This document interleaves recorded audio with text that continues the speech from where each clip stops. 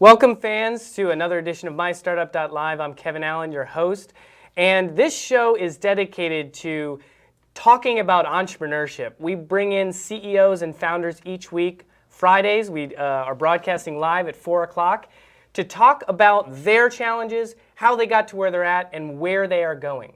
Today, we have a very special guest from Irvine. His name is Lawrence Charles. Hi. Hey, Lawrence. Hey. Well, actually, I should say Los Angeles, right? Well, you could say either or. Okay, Yeah. Southern California, and Lawrence is the CEO and founder of C&C Teas, Charles and Company Tea. So it's your own brand, your own name. Yes. So what is the tea company all about? Tell me about your brand. Sure. So we just focus on that British tradition and that lifestyle around tea.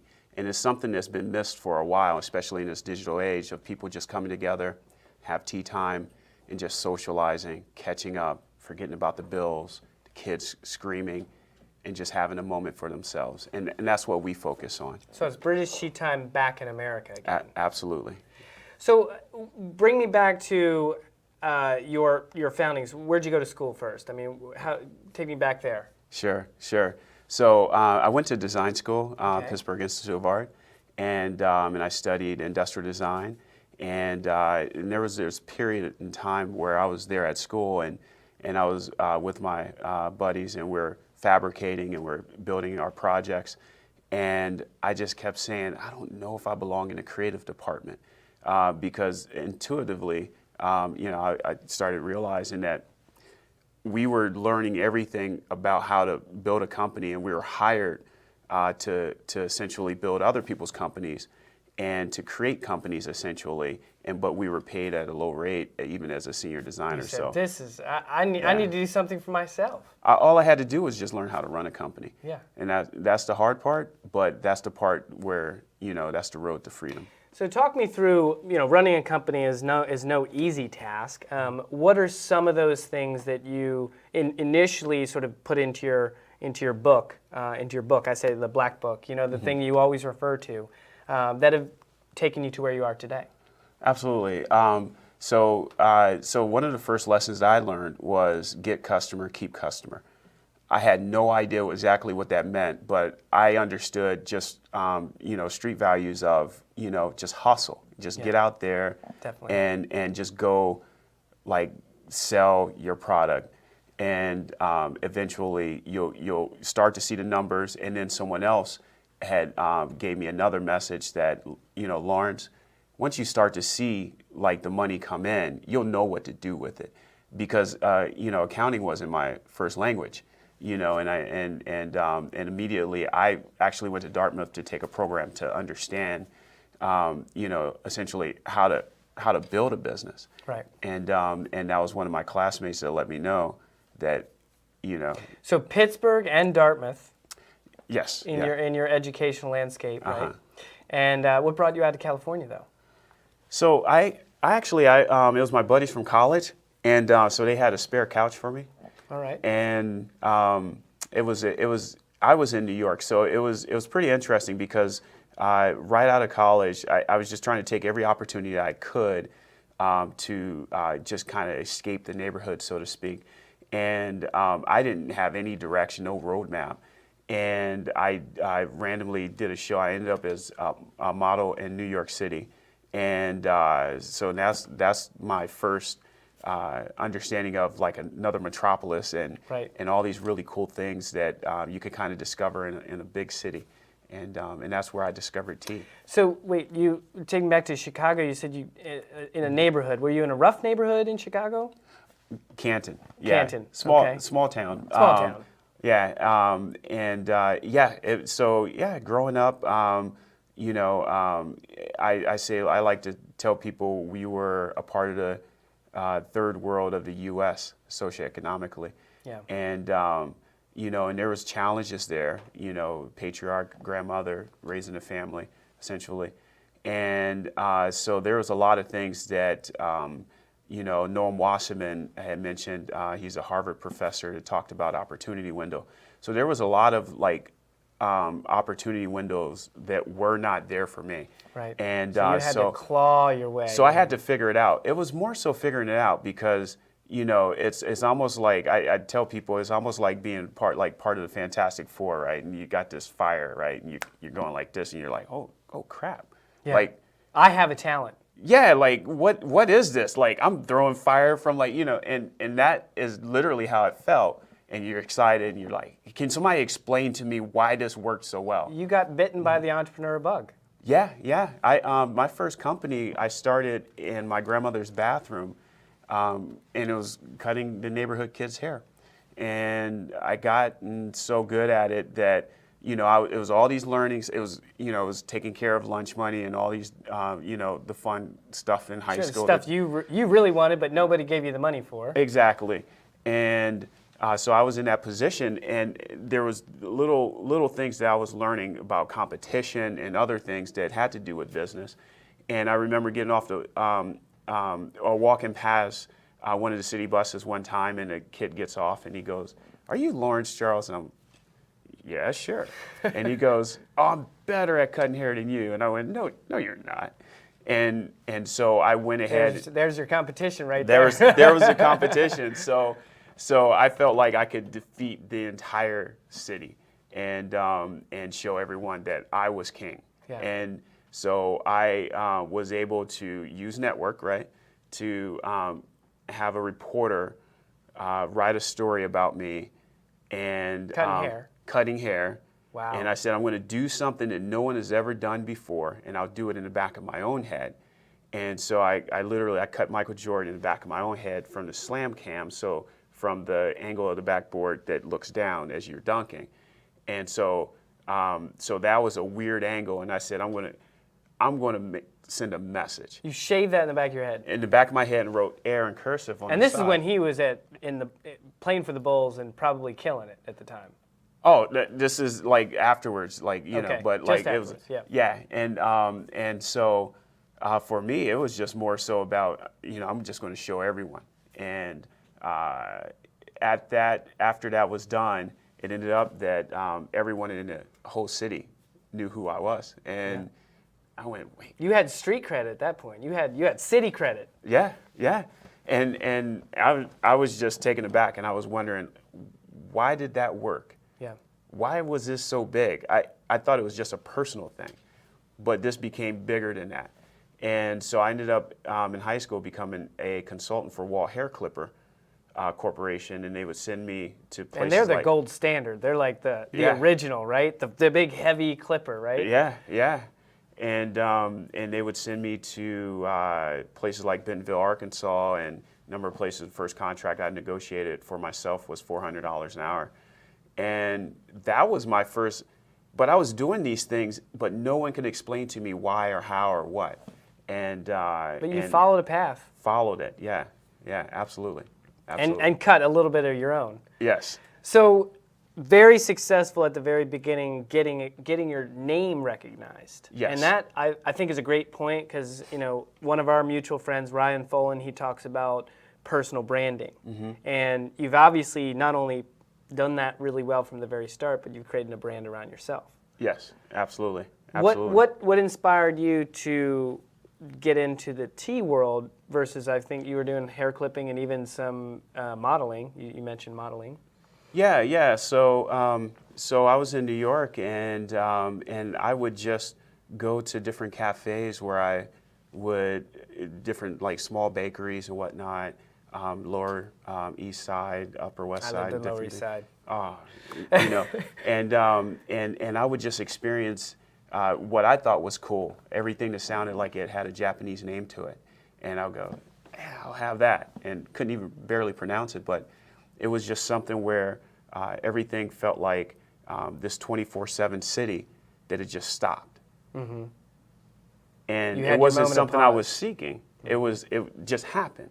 And so that was something I remembered, and that's when I decided. My buddies from college said, "Hey, come on out," and I decided to come on out, and I wanted to start a company, and I thought, why not something that I'm passionate about, and why not tea?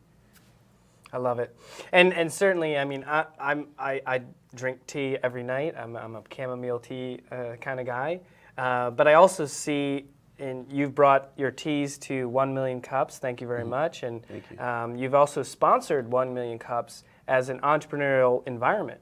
Yeah. What's that about? So for me, I like being around other entrepreneurs, and it's just an important environment for me. As you know, like the Kauffman Foundation sponsors 1 million cups, and that's their brainchild. And the entrepreneurs that are there, they're so supportive, and that's what you find. One of the speaking about the keys to business, one of the most important keys is networking. Yeah. And so true. Absolutely, absolutely. And and I feel like, and I let people know that Southern California is the largest congregation of Forbes Richest. So all you have to do is just start shaking a hand, and you'll find yourself in the inner onion, and you'll be absolutely surprised of all the brilliance that is here, and you have something to learn from them. So I like to stay in that environment, and 1 million cups is absolutely one of those. And I not only that, I think I want to add a little bit of flavor to that is not only should you shake their hand, but if the person says no, and this is honestly a great piece of advice, if you get a no, it's one step closer to yes, and the easiest way to get through that is to say, well, if you're not interested, do you know someone who might be? It's so easy. Yeah. It's such an easy follow-up question, and you end up getting say, well, I'm not interested, but my friend Mark, he might want to talk to you. Absolutely, absolutely. And in business, you'll have that where no, you're going to run into where things stop, and you have to figure out or just kind of keep your head up and not let that affect you. It's almost like being a closer, right? Mm-hmm. And pitching in baseball, you got to forget that game that you blew, like the game before, right? That somebody took you to the yard, right? And you're pitching to them in that next game in that series. Well, you got to still strike them out, you know. And so that's just the thing. You have to have a short memory and be persistent. And that's one thing that, and persevere. Because as an entrepreneur, the thing that happens is most people fail because they get out of line. Mm-hmm. They leave the line, and but why? And at that point, like that's how most companies fail. Not only that, but you gotta have a short memory, but a long vision. Absolutely. Right? Absolutely. As far out as you can see, but as right behind your back is as far as you need to look. Yes. So I want to learn more about the tea aspect. I understand getting into that place. It certainly is a moment of pause in your day, and not only that, but it brings people together in a community sense, and that's great too. So you can always meet someone for a cup of tea. The old style, they used to do business meetings around, afterwards, after they had a cup of tea. First you have a cup of tea, then you have the business, right? Absolutely. War and peace is decided over shy time. And sometimes you'd actually decide the business before you got to the business. Yep. You'd do it in that friendly sense.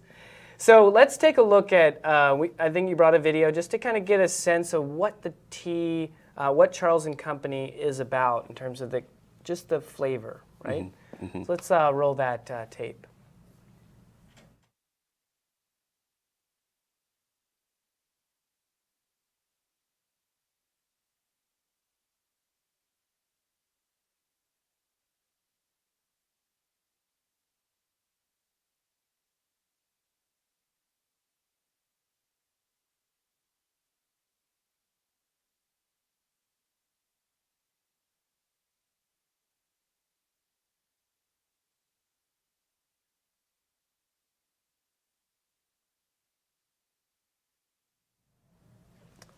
There you go. So that's just a flavor. Talk to me about what that represented. Yeah, so that's one of our gift boxes, and so it gives customers a great opportunity to get started on drinking tea and also share with their friends, and we try to make that reasonable so they can send that to some people that were kind to them, some people that they want to thank.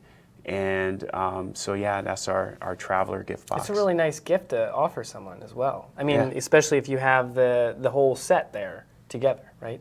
Absolutely. So what is your market like? Are you going more for the consumer? Are you distributed in some of these retail chains you described before? What's your market distribution like? Sure. So part of business is it depends on how much capital you have at the beginning or how little capital you have. But either way, you got to be like water and let the water find its way. And so for us, we started going door to door selling our tea, and we got the attention of some amazing celebrity chefs, some really cool celebrities. And we started doing things like James Beard dinners. I love James Beard. Amazing, and an amazing dinner that actually was ranked #1 in Angelino magazine and #2 in Vogue must-haves. And from that, we started getting a lot of our first customers, a number of restaurants here in Southern California. We also sell to Four Seasons, the Nobu hotels.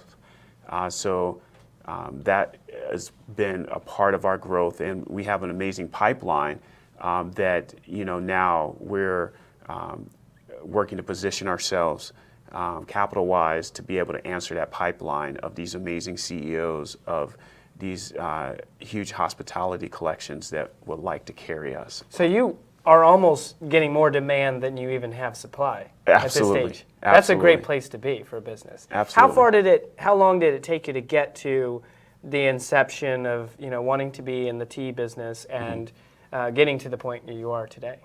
Yeah. So for me, it was more so about I wanted to be in business, and I wanted to just it was trying to find what I was passionate about, something that was an old market that had some room for disruption, that could potentially turn on a dime in a positive sense market-wise. Being that coffee is doing what it had done, tea was right up to bat. It was right? budding. It was just in its early stage. Let's say early but late stage, because it's been around since we were even here on this country. Oh yeah, absolutely. And the thing is just trying to find how to position a brand. And in a lot of business, it starts with a great product. But what people fail to understand too, a lot of entrepreneurs early on, is how important a brand is. I mean, because that's the envelope, that's the housing that it sits in, and that's how customers signature. remember. It's Absolutely. the signature. And you actually have your signature as part of the brand, right? You've essentially scribed, written Charles & Company as the brand logo. Absolutely. Yeah. I like that too. Thank you. And you've obviously had a lot of people have helped you along the way. Oh yeah. Including some locally, I'm sure, and even some nationally. Who have been some of your, biggest supporters or people that have led you along your path in this entrepreneurial? Absolutely. I have some amazing people to thank. Some friends that just saw me along the way and saw my passion and how hard I worked, and they stepped in and they said, "Let me help you," and they understood business and they helped to guide me. Friends like one of my advisors, Kevin Maldonado, Susie Uramoto, who was the COO of Mighty Leaf Tea, and she ran a division over at Starbucks, a $150 million division there. She's been incredible. Larry Chu has been amazing up in Silicon Valley. So there's been some really great people that have helped me along the way. And when you feel like you got it, right, it's unbridled, right? And so you need some wise people to say, all right, Scrappy do. Like, let me pick you up and point you that way, So and it feels good to have that support. And I know that a lot of entrepreneurs out there are, you kind of lose some steam. You're sort of fighting this endless battle, and there is a moment that comes along where someone lifts you up, grabs your hand, and really helps you through the muck. Oh, absolutely, absolutely, and that's key. I mean, you have to put people around you. But the thing that you have to understand as an entrepreneur as well is that it's not just putting people around you, it's putting strategic people around you. And that's where networking comes in, because there can be people that understands business, but they don't understand CPG. And so it could be a brilliant mind that's a part of your advisory team, or a number of minds. It's part of your advisory team that can tell you, oh, okay, just keep adding more customers. But they don't realize when you're to scale CPG, you gotta increase the throughput.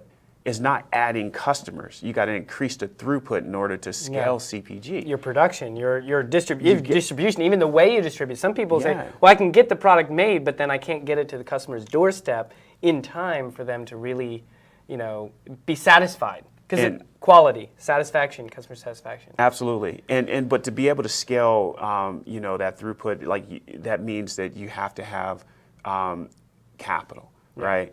And there goes the challenges of capital, and sometimes you can be behind the 8 ball in terms of just understanding even how to get to it. Once you understand how to get to it, hoping that that you have the opportunity to be able to receive it, right?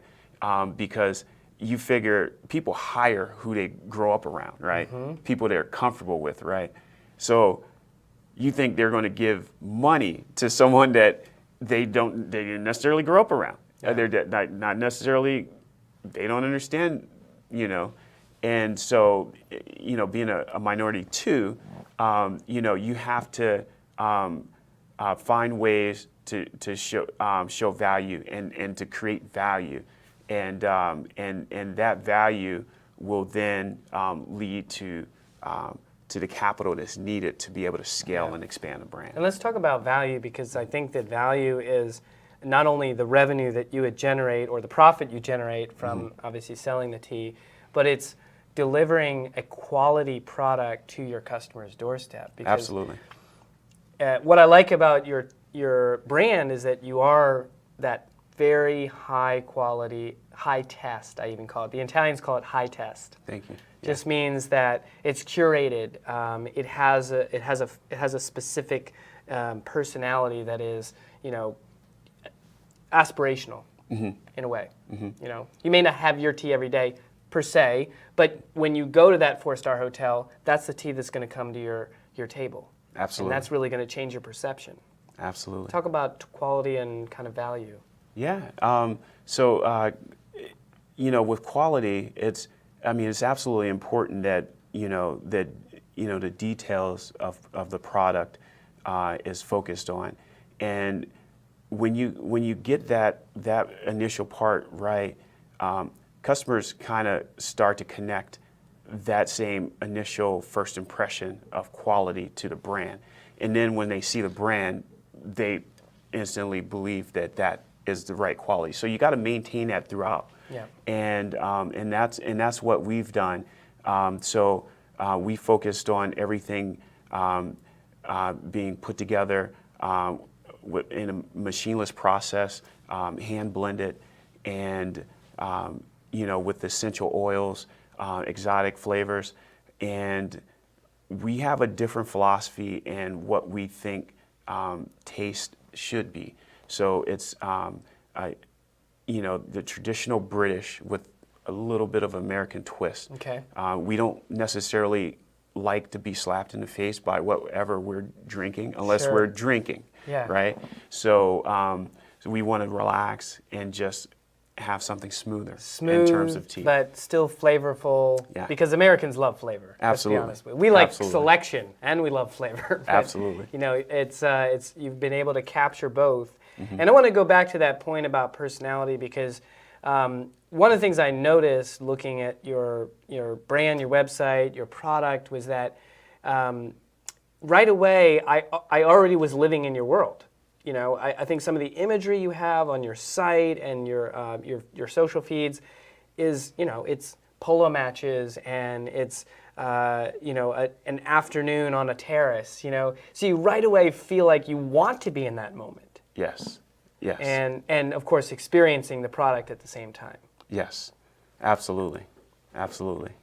So you've had a great story already, just going from obviously Canton, Illinois, to Ohio. Ohio. I'm sorry, Canton, Ohio, south of Chicago. The toast of the NFL season is my high school football field. Oh wow! Yeah. That's also where the Football Hall of Fame is. Absolutely. Well. Yeah. I have cousins from Canton. Oh, believe it or not. very cool. Oh yeah. Hello, Stephanie and Jennifer. I knew this man was genius. You came to Southern California in the LA, Orange County area. Definitely a great demographic, because you mentioned there's certainly a lot of wealth in this area, and a lot of nice hotels as well. So where are you going from here? Have you expanded even internationally? You have several different brands as well behind you. Sure. So right now we're talking back and forth with some municipalities outside of the U.S. and looking at growing the brand. With our partnerships that we have currently, those are moving outside the U.S. and from Mexico to Japan to a number of other locations.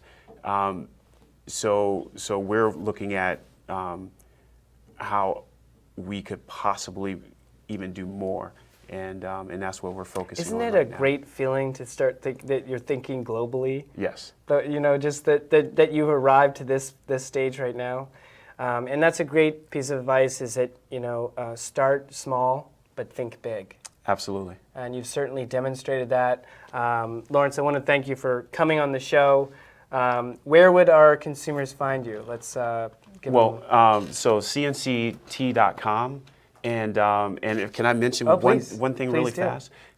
So yes, when you said think big, we do some really cool events as well, and we do tea service for those events, and we threw an amazing event just prior earlier this year that we were able to raise $40,000 for Teen Cancer America. Oh, I love that. And we had a number of celebrities there, and at the beginning, I said I wanted to throw a garden party as big as the Met Gala, and but we had some amazing people when we threw it at the British Consul General's house in Hancock Park. My gosh. And so now we're working on another event, which will be polo and high tea in Santa Barbara.